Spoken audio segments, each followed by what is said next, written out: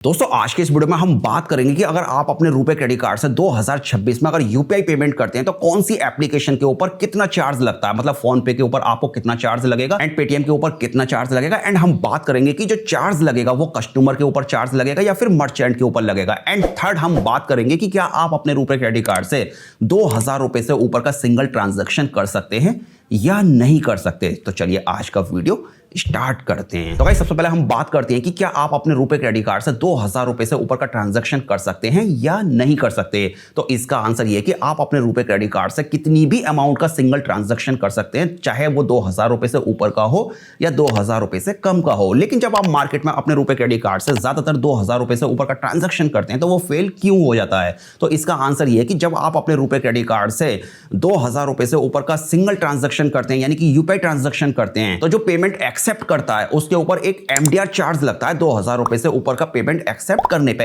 And इसी वजह से ज्यादातर जो मर्चेंट होते हैं वो 2000 रुपए से ऊपर के पेमेंट को एक्सेप्ट करने वाले ऑप्शन को डिसेबल करके रखते हैं। और इसी वजह से जब आप अपने रुपए क्रेडिट कार्ड से 2000 रुपए से ऊपर का सिंगल यूपीआई ट्रांजैक्शन करते हैं तो आपका जो पेमेंट है वो डिक्लाइन कर दिया जाता है।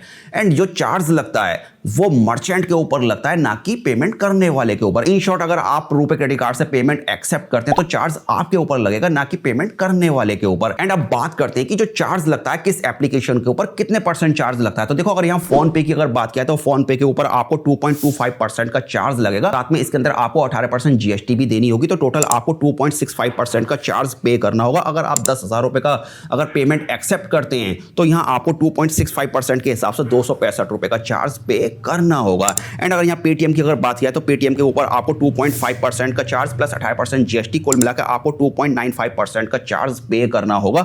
इन शॉर्ट 10,000 रुपए के ऊपर आपको 295 रुपए का चार्ज लगने वाला है। एंड अगर यहाँ भारत पे की अगर बात की जाए तो भारत पे के ऊपर 2.05% का charge plus 18% GST, in short आपको 2.41% का चार्ज लगेगा। अगर आप 10,000 रुपए एक्सेप्ट करते हैं तो यहाँ 2.41% के हिसाब से 241 रुपए का चार्ज आपको पे करना होगा। एंड अगर यहाँ मोबोक्विक की अगर बात की जाए तो इसके अंदर आपको 2% प्लस 18% जीएसटी यानी कि 2.36% का चार्ज लगेगा। 10,000 रुपए के ऊपर आपको 236 रुपए का चार्ज पे करना होगा।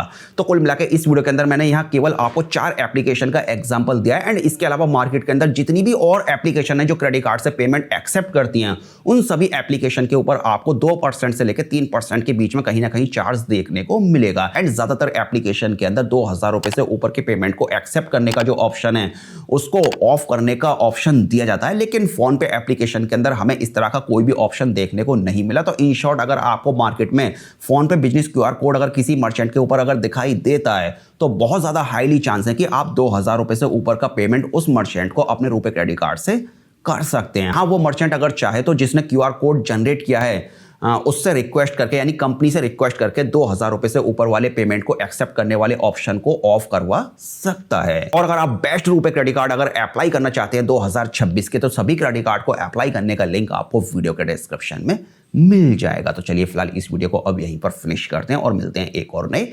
वीडियो के साथ।